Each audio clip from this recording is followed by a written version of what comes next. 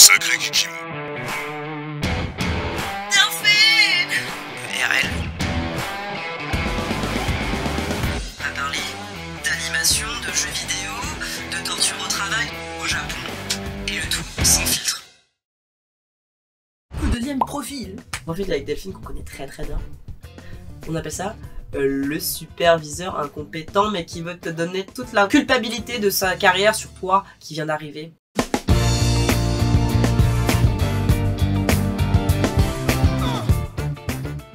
Le mâle non alpha qui a la quarantaine, qui a une famille ou pas une famille, parce qu'il y a les deux cas, mais qui a besoin pour la société d'affirmer ses balls, mais qui n'est pas forcément capable d'affirmer ses balls.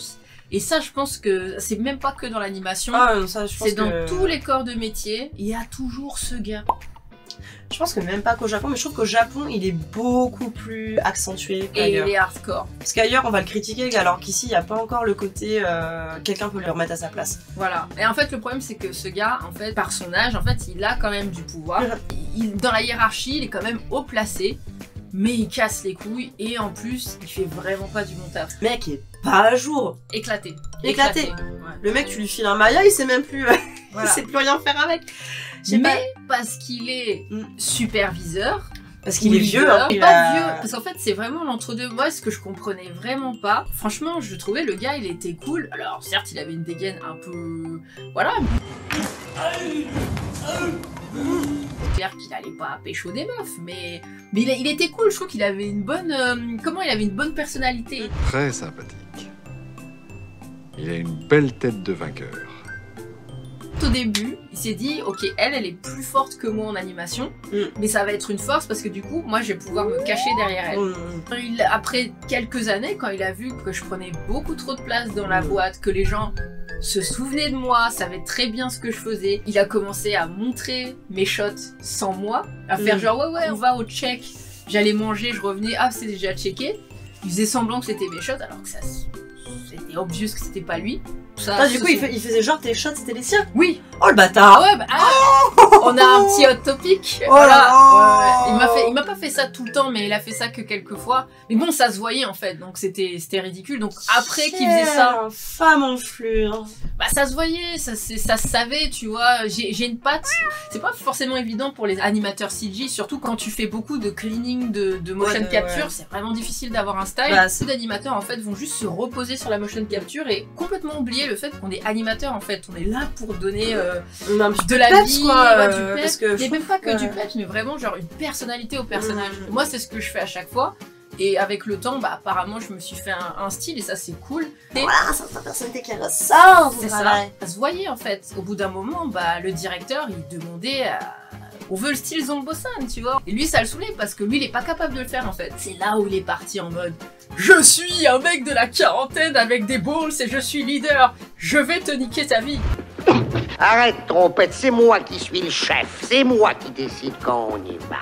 En fait, le problème, c'est qu'ils ont du pouvoir. Les gens qui ont un problème d'ego, en général, on leur donne du pouvoir. Hein, c'est des mecs, en général. C'est rarement des meufs. J'en ai pas vu. J'ai pas vu non plus de meufs dans c'est vraiment des mecs. Dans ce profil. Et en fait, on sent vraiment, en fait, dans leur attitude, le poids de la société. C'est-à-dire qu'ils sont à une période de leur vie où il faut absolument qu'ils évoluent. Le mec, genre, il a une famille avec des enfants. Il a des problèmes dans son mariage. Et il a besoin de prouver à la femme que du coup dans la boîte ça va. Il va donner des ordres qui servent à rien, qui vont faire chier tout le monde et c'est insupportable de bosser avec ce genre de personnes. C'est pas juste parce qu'on est française ou vraiment même les japonais. Justement, je rebondis sur l'ermite d'avant, tu vois. Bah l'ermite il prend cher lui. À partir du moment où on était en dessous les ordres de ce mec de la cinquantaine, pour le coup cinquantaine. Problème de mariage, tout ça. En plus, il essaye d'être cool, tu vois. Il essaye d'être le papa cool. Ouais, je connais ce genre d'énergumène. Ils essayent d'être papa cool et tout. Tu sais, c'est pas genre le mec strict.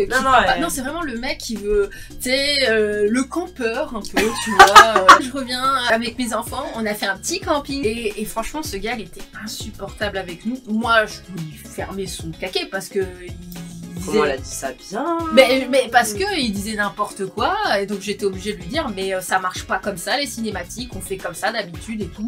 Mais moi aussi je m'y connais en cinématique. J'étais en mode c'est pas parce que j'ai en dessous de 30 ans que je sais pas y faire, hein. J'ai quand même une carrière, j'ai fait pas mal de trucs. Donc du coup on se fightait un peu comme ça, alors que la future ermite, hein, cette personne qui était pas du tout ermite à la base, qui vivait, qui pétait le feu, et petit à petit tu vois vraiment une lumière qui s'éteint. Ah putain, j'aime pas quand ça se fait ça. T'es devenu un ermite à cause du number 2, du mec qui a la 40-50aine. Le fameux qui pète la vie de tout le monde avec ses problèmes d'ego de merde.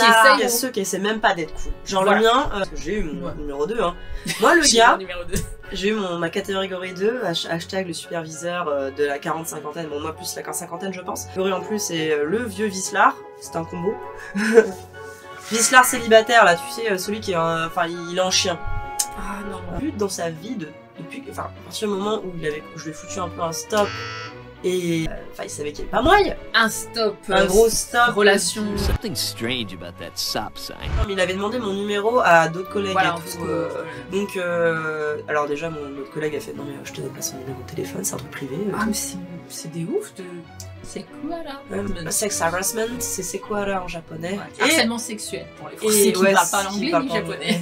Il avait le profil superviseur et tout. Et à partir du moment où tu sais, tu lui fous un stop en mode tu me gênes. Le gars il s'est mis dans la position je vais te prouver que tu seras R.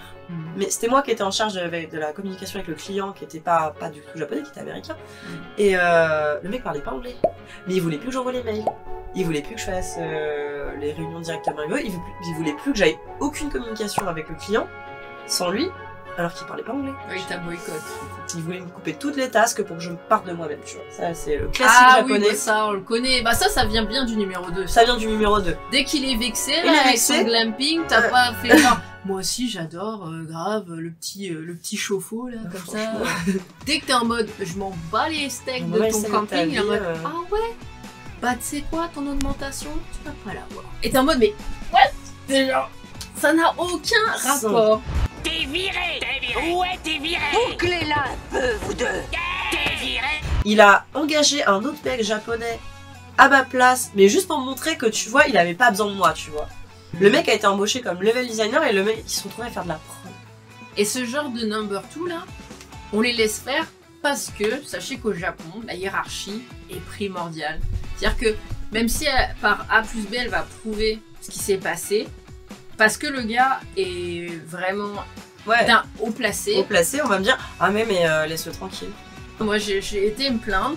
Et clairement les superviseurs, donc vraiment les superviseurs là, le patron même il va dire, ah bah Shoganai, en japonais Shoganai c'est encore rien y faire. Moi ils m'ont pas dit Shoganai, mais ils m'ont dit on comprend, ça se voit, il y a vraiment de la mauvaise volonté de ce type là. Ils ont dit bon on va lui demander de changer, évidemment il a pas changé et les gars c'est en mode ouais mais là franchement nous on peut rien faire, tout ce qu'on peut faire c'est peut-être essayer de te déplacer dans une autre division. C'est ça. Mais nous on va pas changer ce gars, même si t'as complètement raison, même s'il est con et tout.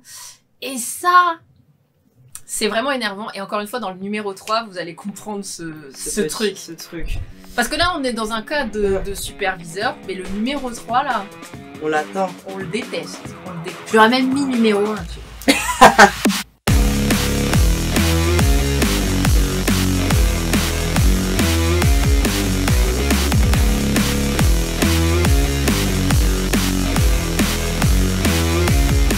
Vivement ce sacré numéro 3. Mais est-il vraiment pire que les autres? S'il est pire, pourquoi n'est-il pas numéro 0? Ne manquez pas le prochain épisode. ERL 4, des énergumènes.